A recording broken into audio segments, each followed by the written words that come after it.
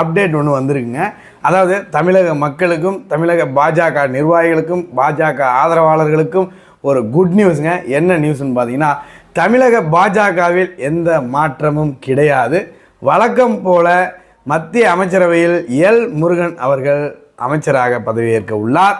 வழக்கம் போல தமிழ்நாடு பாஜக தலைவராக மீண்டும் அண்ணாமலை அவர்களே பதவியேற்கிறார் அப்படின்ற தகவலும் வந்திருக்கிறது.